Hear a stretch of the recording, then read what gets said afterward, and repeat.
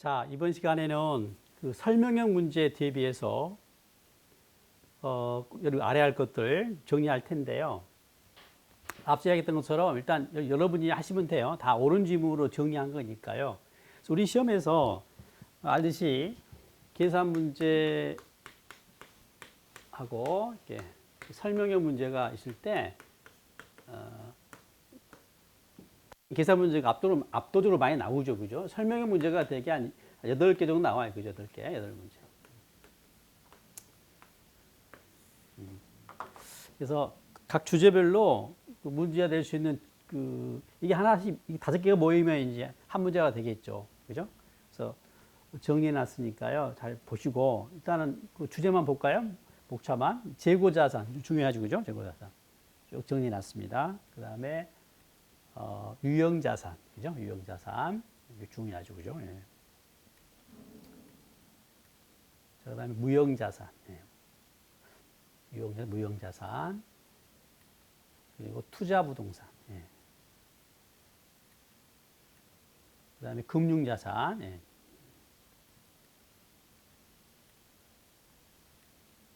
그 다음에 충당부채, 우발부채, 우발자산 정의되어 있고요. 예. 그 다음에 수익인식 관련 내용들. 예.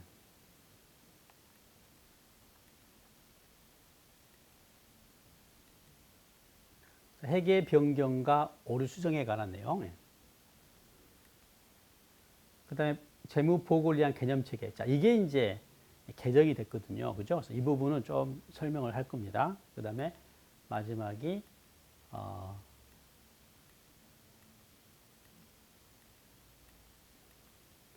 재무제표 표시. 그죠? 기준서 1001호죠. 예. 자, 개념 체계가 이제 바뀌었는데요. 바뀐 내용 중에서 이제 좀 올해 우리 시험에 그죠? 반영될 거 추가 설명을 할 텐데 나머지도 역시 쭉 여러분이 보시면 돼요. 네? 정리하시면 돼요. 일부 내용이 이제 바뀌었고 일부 내용은 뭐 종전과 똑같으니까 보시는데 지금 뭐 하나 해드리냐면 그 바뀐 내용 중에 정보 질적 특성 편에서 나머지는 이제 똑같은데요.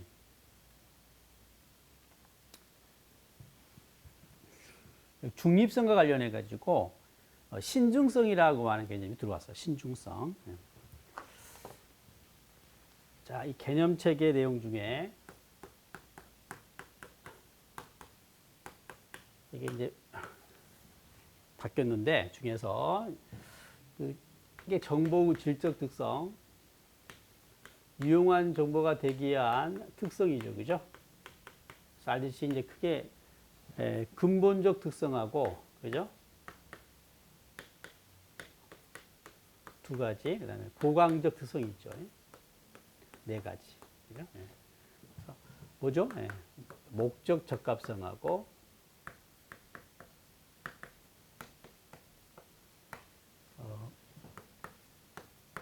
표현 충실성.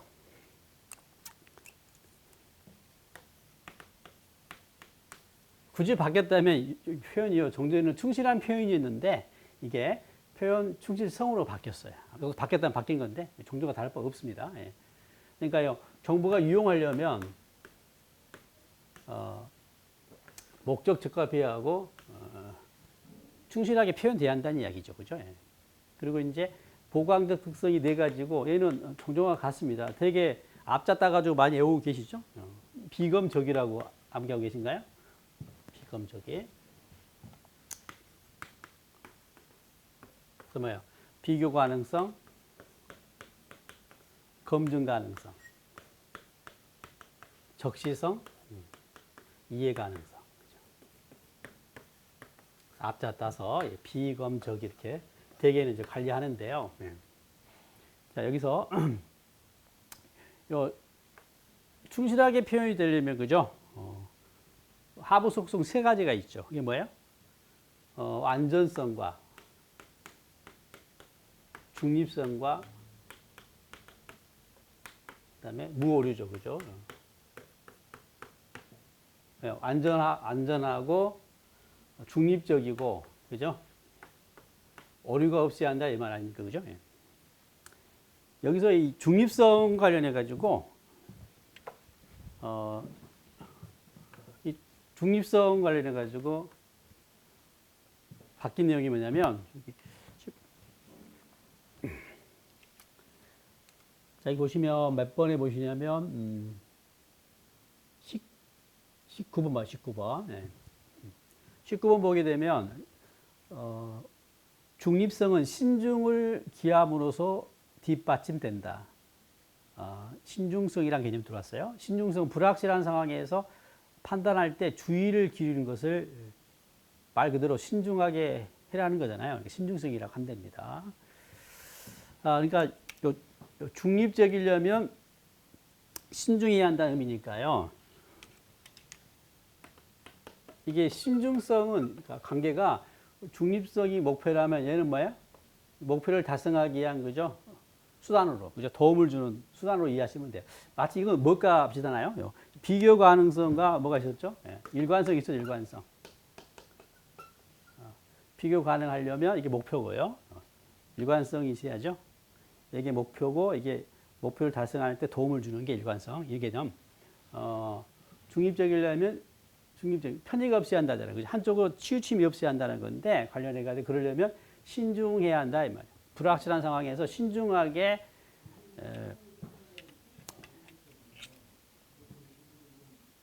주의를 기울여라. 이게 신중성입니다. 그럼 이제 신중하다는 걸 구축을 뭐냐는데요. 자, 이게 이제 문제가 될 수가 있어요. 어떻게 한 게 신중하게 하는 것이냐 하실 때, 자, 자산과 수익을 과대하지 않게 하고 부채와 비용을 과소평가하지 마라가 신중성이에요. 자, 그러면 여러분요, 여기서 잘못 해석해 버리면 자산과 수익은 과소평가할 수 있고 부채와 비용은, 그죠? 과대평가할 수 있냐 이 말인데, 주의합니다. 얘도 아니라는 거예요.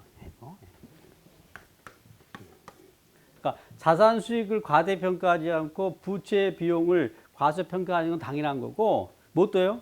자산 수익을 과소평가한 것은 허용된다. 이것도 허용 안 돼요. 또 부채와 비용 과대평가도 허용 안 된다는 거예요. 이거 얘는 되는데 얘는 안 된다. 얘는 안 되는데 된다 이렇게 안 돼요. 둘 다 안 된다. 그래서 이게 이야기가 지금 20번, 21번에 그저 정의되어 있어요. 이게 20번, 21번. 이게 20번이고요. 이게 20번 동그라미. 이게 자료에 20번 동그라미가 이야기고, 이게 21번 이야기.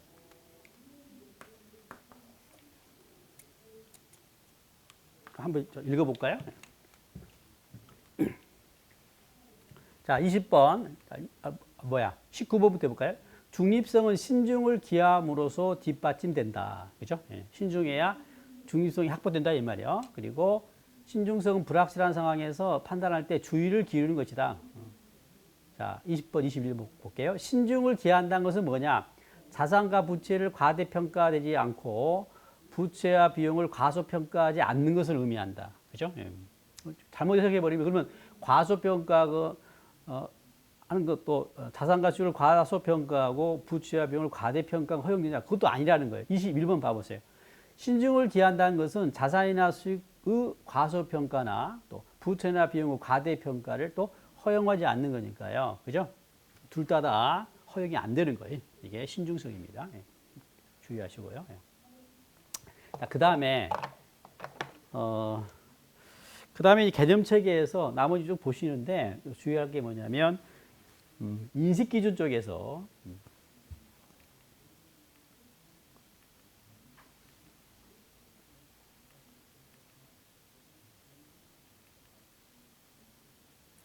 이 부분입니다. 자, 수익, 자산과 부채, 그 나아가 수익과 비용, 인식 기준에 관한 이야기인데요. 일단 종전 이야기를 잠깐 하고 할게요.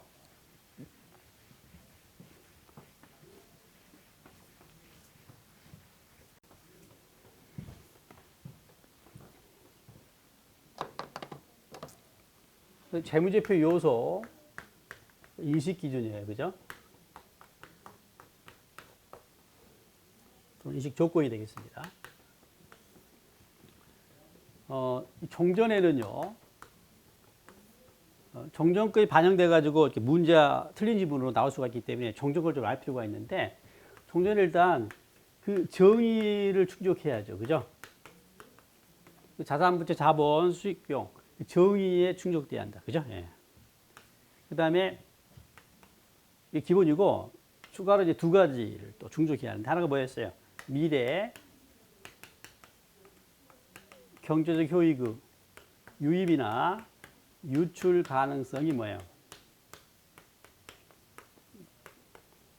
높아야죠. 그 높고. 예. 그 다음에 뭐죠? 예. 그 금액을, 그 원가 가치를, 금액을 신뢰성 있게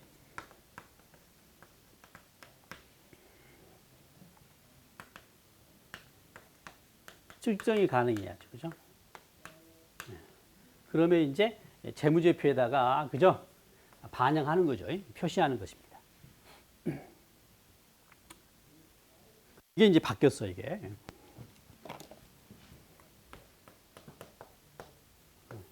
일단 얘는 그대로 봤습니다. 정의는 기본적으로 충족을 해야 해요.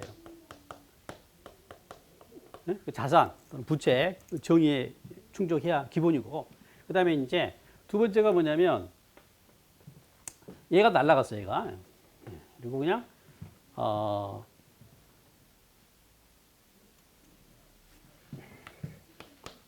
유용한 정보를 제공해야 한다는 거예요. 자, 정의를 충족하고 유용한 정보를 제공하면 재무제표에다 인식하겠다는 거예요. 풀면요. 유용한 정보를 제공하려면 두 가지죠. 그렇죠. 뭐야? 하나가 뭐야? 목적 적합. 그 다음 뭐야? 충실하게 표현돼요. 그러니까 방금 전에 정의했던, 그죠? 유용한 정보가 되기 위한, 그죠? 근본적 질적 특성인 목적 적합성과 충실한 표현 충실성을 충족해야 해요. 그러면 이 재무제표에다가 인식을 하는 겁니다. 재무제표에다 표시한다는 의미죠. 예. 그럼 해석해보면 이렇게 되는 겁니다, 여러분요. 예. 옛날에는요, 뭐야, 그 유입, 유출, 자산 같은 게 유입이 되겠고, 부채는 유출이 되겠죠. 그죠? 수익은 유입이고, 비용은 유출이 될 텐데, 이게 높아야 했어요. 그죠? 유입, 유출을 높아야 해요. 해석해 봅시다. 지금 어쩐다는 거예요? 유입, 유출 가능성이 높지 않더라도 뭐예요? 인식할 수가 있다는 것이다. 이게. 예. 주의하세요. 예. 옛날에는 높아야 했어요. 지금 어쩌요? 높지 않더라도, 그죠? 인식할 수가 있다가 되는 거고. 더 나가서 뭐예요? 금액도 뭐예요? 신뢰성 있게 특정할 수 없더라도, 불확실해도, 그죠? 신뢰성 있게 특정이 안 되더라도 뭐예요? 인식할 수 있다가 되는 게 결론이. 그래서 이렇게 바뀌었다. 예, 이거 주의하시고. 예. 자, 그 다음에 이제, 또 바뀐 내용 중에 시험에 나올 만한 게 뭐냐면, 측정 기준. 네. 이 부분을 제가 아예 표로 좀 보기 편하게 정리해 놨는데요.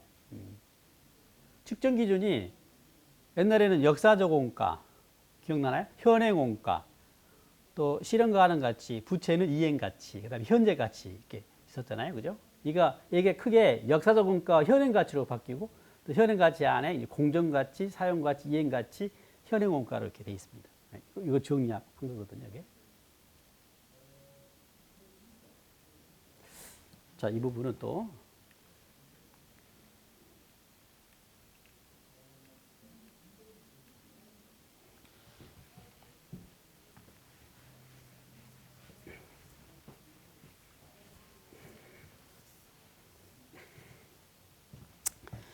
이 측정 기준이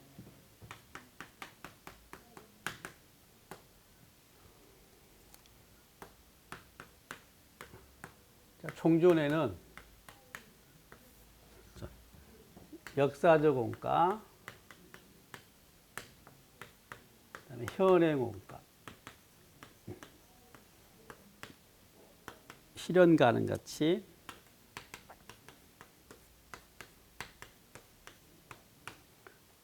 부채는 뭐 이게 자산이고 부채일 때는 뭐였죠? 이행가치죠. 그리고 현재가치. 이렇게 이제 했던 게 바뀌어요. 이렇게. 자, 역사적 원가 그대로 받습니다. 이렇게. 그리고 현행가치라고 그래요. 현행가치. 현행가치 안에 이제 공정가치. 공정가치 개념이 들어왔어요. 예. 그 다음에 사용가치. 자산일 때 이야기고요. 부채일 때는 이행가치.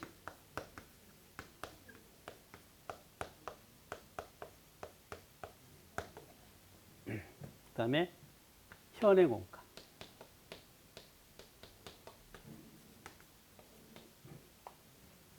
이렇게. 그러니까 얘는 살아있죠. 그죠? 살아있고. 이행가치도 살아있어요. 그죠? 현행원가도 살아있습니다. 그죠? 얘네들이 날아간 거죠. 그죠? 자, 그럼 개략적으로 설명하고 역시 주의할 것들 체크를 하겠습니다. 자, 거기 91번 봐보세요. 측정 역사적 원가와 크게 현행가치로, 그죠? 예. 구별되고, 현행가치 안에 이제 공정가치, 사용가치, 이행가치, 현행원가가 있습니다. 자, 역사적 원가는 종전과 크게 다를 바 없습니다. 그 자산의 경우 취득하거나 창출할 때 지급한 대가와 거래원가가 포함되는, 이게 시험 얘기예요. 거래원가가 포함되냐 안 되냐가 시험일 겁니다. 거래원가 포함된다는 거. 부채는 부채를 발생시키거나 인수하면서 수취한 대가에서 그 거래원가를 차감한다는 거예요. 그러니까 거래원가가 그죠? 반영된다는 거고 포함된다는 건데 자산은 가산하는 거고요. 부채의 경우는 차감하는 것이죠. 그 다음에 역사적 원가는 유익가치. 유익가치란 말은 뭐냐면 그 자산이 기업에 들어올 때 가치. 그러니까 내가 사면서 이 자산이 나 들어오죠. 돈을 보시면 안 돼요. 돈이 들어오고 나가냐가 유입 유출가치 개념은 돈이 들어오고 나간 게 아니라 그 측정해야 할 그 자산이 들어왔냐 나갔냐라 가지고 유입과 유출을 따지시기 바랍니다. 내가 샀다면 이게 들어오죠. 이걸 유입가치라 그래요. 팔면 나갈 때는요 유출가치라 그래요. 팔았을 때 가치는 유출가치, 샀을 때 가치는 유익가치인데 역사적 원가는 살 때의 가치니까요 유익가치에 해당된다는 거. 그다음에 현행가치는 측정일의 조건을 반영하는 거예요.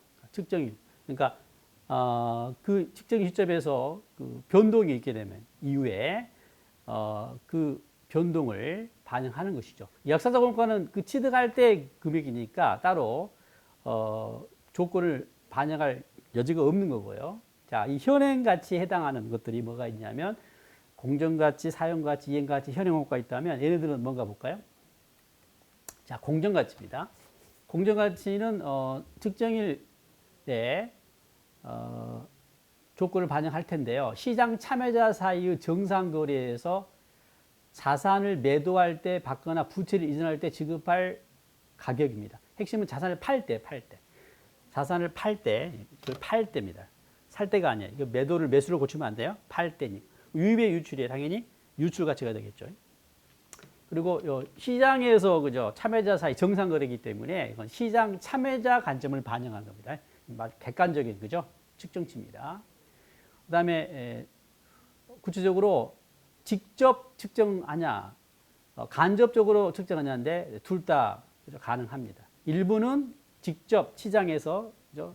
직접 관찰해 가지고 결정하기도 하고요. 또 다른 경우는 측정 기법을 이용해서 현금 흐름 기준 측정 기준, 미래 현금 흐름을 그죠? 현재 가치로 당기는 거죠. 간접적으로 결정도 합니다. 예. 그다음에 다섯 번째, 이 거래원가가 포함되냐 마냐인데요. 이 공정가치는요, 거래원가가 포함되지 않아요. 반영시키지 않습니다. 그래서 이 거래원가가 가감된 게 이제 순공정가치인데 공정가치는 순 개념이 아니라 거래원가가 반영되지 않은 금액이에요. 그러니까 취득할 때 거래원가가 있다 해서 더하거나 또 부채를 발생시킬 때 그죠? 인수할 때 거래원가가 있다 해서 차감하지 않습니다. 주의. 그다음에 또 더 나가서 이제 그 자산을 처분할 때 마찬가지야. 또 그 부채를 이전하거나 결제할 때, 이행할 때 발생한 원가도 반영하지 않아요. 그러니까 공정가치 핵심은 거래원가를 취득할 때나 처분할 때 다 뭐예요? 반영하지 않는다는 거예요. 공정가치는 유출가치라는 거. 그 다음에 사용가치와 이행가치. 자산일 때가 사용가치고요. 부채일 때가 이행가치인데 얘네가 이제 현재가치, 현재가치. 사용가치는 그 자산을 사용하고 또 처분하면서 얻을 그죠? 미래에 기대되는 현금 흐름의 그죠? 그 효익의 현재가치. 자, 이자 제거하고 당겨야죠. 할인해야죠. 그 다음에 이행가치는 그 부채를 이행할 때 이전해야 할 돈, 경제적 자원 현재가치로 측정하는 게 사용가치, 이행가치입니다. 자, 그다음에 그 거래원가 포함 여부인데요. 주의. 그 사용가치, 이행가치, 자산을 취득하거나 부채를 인수할 때 최초의 거래원가는 포함하지 않습니다. 근데 네 번째예요. 그 자산을 처분하거나 이행할 때 발생한 미래에 기대되는 거래원가는 현재 가치로 측정해가지고 포함시켜요. 물론 이제 자산은 더하고 부채는 빼겠죠. 그러니까 무슨 말이냐면 이 공정가치의 경우는요. 취득할 때나 처분할 때나 거래원가가 그죠 반영이 안 되는데 이 사용가치와 이행가치는 취득할 때는 그죠 반영이 안 되지만 뭐 할 때는 처분할 때는 또 부채 같은 이행할 때는 거래원가 현재 가치가 그죠 반영이 된다는 거 주의하시기 바랍니다. 자, 그다음에 사용가치, 이행가치는 자, 앞에 공정가치는 시장 참여자의 그죠 가정, 시장 참여자의 가정이라면 얘는요, 그러니까 객관적인 측정치라고 한다면 기업 특유 과정이에요.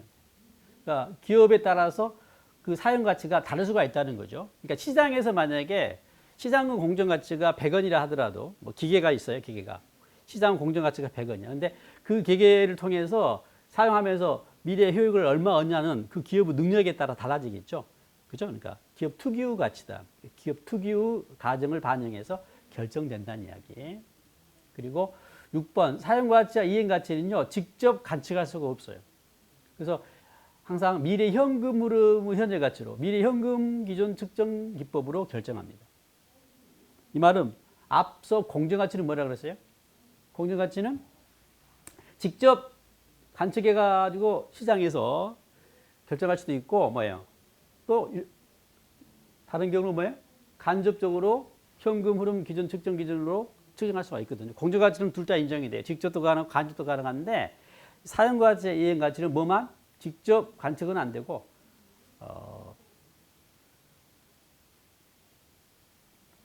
간접적으로 즉 뭐예요? 현금 흐름 기준 측정 기법으로 결정한다는 거 차이가 있죠. 그 다음에 사용가치와 이행가치도 뭐예요? 판다면이잖아요. 판다면. 그래서 사용한다면 뭐예요? 유출가치라는 거. 유출가치.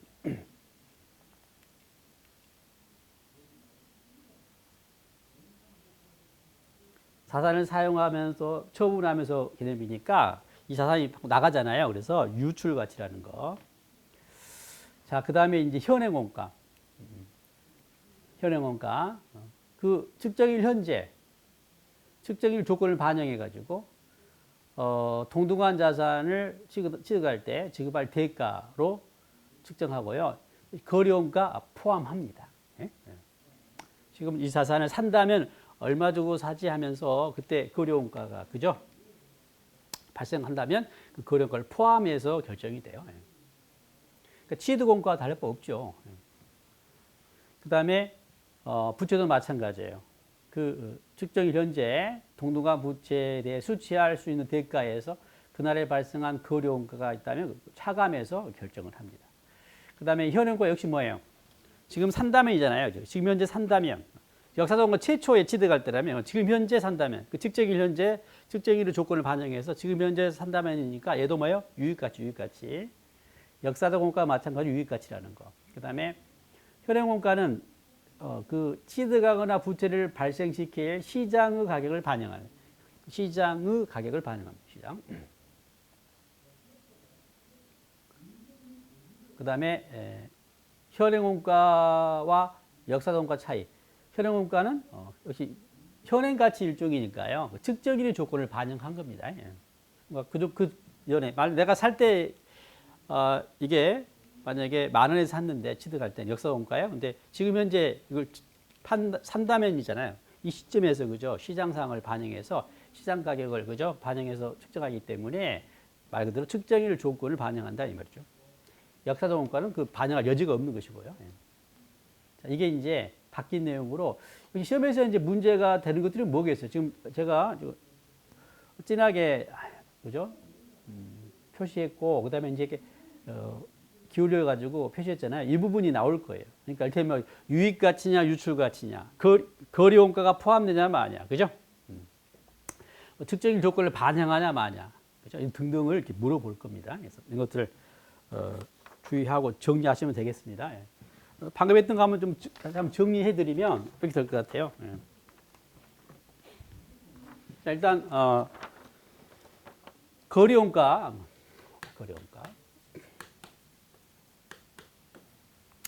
거래원가를 이제 반영하냐 안 하냐 돼. 예. 그 말은 자산일 때는요 가산하는 거고 부채일 때는 뭐예요? 차감하는 이야기인데요. 일단 역사적 원가는 당연히 그죠 반영하죠. 예. 공정 가치는 안 한다 그랬죠, 그죠? 예. 근데요 사용 가치는요 자산을 취득하거나 부채를 인수할 때 그 거래원가가 있고 자산을 처분하거나 부채를 이행할 때가 있거든요. 예. 이 경우라면 두 가지 다 인정이 안 돼요. 그죠? 이 경우 얘는 안 되는데 얘는 포함이 돼요. 그죠? 그래서 뭐예요? 포함되는데 구체적으로 기대 그죠? 예상이 되죠. 예상 거래 가격 거래 원가의 현재 가치로 그죠?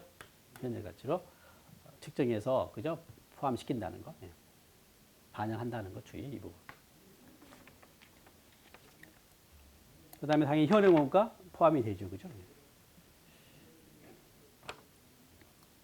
그 다음에 이제 유입가치 유입이냐 유출이냐.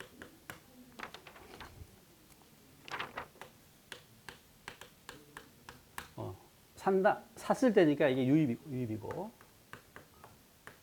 지금 산다면이니까 얘가 유입이죠. 얘네들은 판다면이니까 유출이에요. 유출이.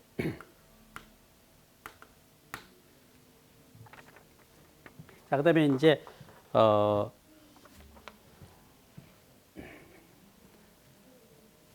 역사적 원가는 측정일 조건 반영하지 않아요. 예. 당연한 거죠. 현행 가치는 특정일 조건을 반영하는 거죠. 그죠? 반영한다. 그 다음에 측정할 때 얘는요, 직접 측정도 되고, 간접 측정도 돼요. 그죠? 앞에 미래 현금 흐름 측정 기법 있잖아요. 그죠? 미래 현금은 현재 가치가 되겠습니다. 미래 현금 흐름 기준 측정 기법. 그 다음에 사용 가치는 직접 측정은 안 돼요. 얘는 간접, 즉 무슨 말이에요? 미래 현금 흐름 기준 측정 기법으로 한마디로 뭐요? 현재 가치로 그죠? 현재 가치로 측정하는 게 사용 가치, 이행 가치입니다. 그다음에 얘는요 시장 가격을 반영하는 거죠, 그죠? 시장 가격을 반영한다. 시장 가격을 반영해서 측정한다. 예. 자, 그래서 나머지도 물론 여러분이 쭉 지금쯤이면 나머지 내용들을 읽어보시면서 그죠? 읽어보면 어떤 내용인지 그죠? 당연히 이해가 돼야죠, 그죠? 그래서 해주시고 개념 체계에서 세 가지 뭐였죠 하나? 예. 그 중립성 관련해 가지고요. 중립성을 뒷받침해 주는 신중성이라는 개념이 등장했다. 그죠? 주의할 것은 뭐예요? 예, 불확실할 때 신중하게 판단해라는 건데 결국 그 자산과 수익을 과소 평가하지 않는 거고 뭐예요? 부채와 비용도 뭐예요? 과소 평가하지 않는 거예요. 한쪽은 허용되고 한쪽 허용되지 않는 게 아니라 둘 다 허용되지 않는다는 거 주의하시고. 그 다음에 인식 기준. 자, 정의 충족하고 미래 경제효익 유입 유출까지 높아야 하고 실효성 있게 측정할 수 있어야 인식했다면 바뀌었어요. 예. 어떻게 해요? 예. 일단 정의를 충족한 건 기본이고 뭐가요? 그 정보가 유용한 정보가 돼야 인식한다는 유용한 정보가 돼야. 구체적으로 어떻게 목적 적합하고 충실하게 표현돼야 그죠? 인식할 수가 있다고 바뀌었습니다. 해석하면 뭐야? 해석하면 효익이 미래 경제 효익 유입 가능성, 유출 가능성이 높지 않더라도 뭐예요? 인식할 수가 있다는 거고요. 하나가 신뢰성 있게 측정할 수 없더라도 인식할 수 있다는 겁니다. 이 부분을 체크하시고. 그 다음에 마지막에 설명했던 요 측정 기준이 그죠? 바뀌었어요. 종전, 역사적 원가, 현행 원가, 실현 가능 가치, 이행 가치, 현재 가치에서 크게는 역사적 원가와 현행 가치로. 현행 가치는 공정 가치, 사용 가치, 이행 가치, 현행 원가로. 이미 체크된 것처럼 거래 원가 포함 여부 잘 체크하시고 됐습니까? 그리고 유익 가치인지 유출 가치인지 체크하시고 그다음에 역사적 원가 당연히 그 취득할 때 그때 그죠? only 유죠. 그 가치로 측정일 조건 반영할 일이 없고요. 이 현행 가치는 그 측정한 시점에서 조건을 반영하는 겁니다. 구체적으로 이제 어떻게 하냐? 직접 측정, 간접 측정 등등 이런 내용들 잘 정리하고 시험장에 가시기 바라고요. 자 이제 말 그대로 이제 마무리인데 뭐 시험 볼 요령 하나 마지막에 소개하고 강의를 마치겠습니다. 일단 여러분요, 우리가 이제 2교시 때 그죠 시험을 보죠. 관계법규하고 이제 회계학이 그죠 같이 보잖아요, 그죠 2교시 때 법규하고 이제 회계학이 같이 보는데 알듯이 이게 이제 1번부터 40번까지가 법규고 41번부터서 80번까지가 회계학이거든요. 그 시간이 과목당 문제당 1분씩이니까요. 80분이 주어져 있죠. 80분이. 맨 처음에는 법규를 빨리 끝내고요. 회계학에다가 좀 시간을 좀 투자를 해야 합니다. 좀 버텨줘야 해요. 그래서 법규 같은 경우는 40분이 아니라 30분 또는 더 낮게는 20분 풀어줘야 하고요. 회계는 몇 분? 그렇죠. 모대도 50분, 60분을 확보해야 합니다. 일단 50분 이상을 확보하자 이게 첫 번째. 그다음에 이제 두 번째 회계 풀 때 앞서 계산 문제하고 설명형 문제 그죠? 비교했는데요. 계산 문제가 엄청 많이 나오죠. 당연히 계산을 잘해야 할 텐데 문제 풀 때는요 설명형부터 먼저 풀어야 해요. 그 다음에 이제 계산 문제를 푸는 거예요. 순서. 그러니까 골라 푸는 거예요. 1번부터 푸는 게 아니라 그죠? 설명형 문제 찾아가면서 푸는 것. 그 이유는 뭐예요? 계산 문제 시간이 일단 많이 걸리기 때문에 설명을 먼저 푸는 거고 설명형을 먼저 푸는 이유는 시간을 벌기 위한 거니까 빨리 풀어야 해요. 이거 가지고 계속 시간 잡아먹으면 안 됩니다. 바로 판단해 가지고 그죠? OX 판단해서 답 내고 시간을 벌기 위해서 먼저 푸는 거니까 빨리 푸시고 계산 문제 푸십니다. 그 다음에 세 번째는 뭐냐면 우리가 50분 이상 시간이 확보됐다 하더라도 다 풀 수가 없어요. 40문제를. 그래서 40문제 중에서 다 풀면 안 되고요. 30문제만 푸는 거예요. 그러니까 10개를 버리는 겁니다. 가감하게. 10개는. 10문제는 가감히 버리세요. 30문제 풀고. 그 다음에 이게 몇 개 맞으면 돼요. 24개 맞겠다죠. 그죠? 이렇게. 그래서 이 문제 풀 때 이 계산 문제도 또 순서대로 풀면 안 돼요. 앞서 이야기했잖아요. 내가 평소에 그죠 연습을 열심히 해가지고 바로 보자마자 뭐예요? 뭘 물어봤는지를 알고 그 계산 방법이 떠오르는 문제 있잖아요. 그죠? 생각하고 말 것도 없습니다. 바로 보자마자 그냥 기계적으로 그죠. 아무 생각 없이 바로 계산기가 두드러져야 하거든요. 그래서 그 반복 숙달된 문제 먼저 풀고 그다음에 이제 애매모호한 거 풀거나 해야죠. 그다음에 이제 모르는 문제는 아예 제끼고 찍어야죠, 그죠? 먼저 평소에 내가 달달달 그죠? 반복 숙달해가지고 그죠? 익숙한 문제를 먼저 풀어라. 골라 푸는 거라는 겁니다. 예. 그렇게 해서 합격 꼭 하시고요. 극단적으로는 20개 풀어도 돼요. 20개. 그죠? 20개 풀어도 합격할 수가 있습니다. 그러니까 정확하게 아는 주제 20개 정도만 관리해도 충분히 합격할 수가 있으니까요. 너무 욕심사납게 펼치지 마시고, 그죠?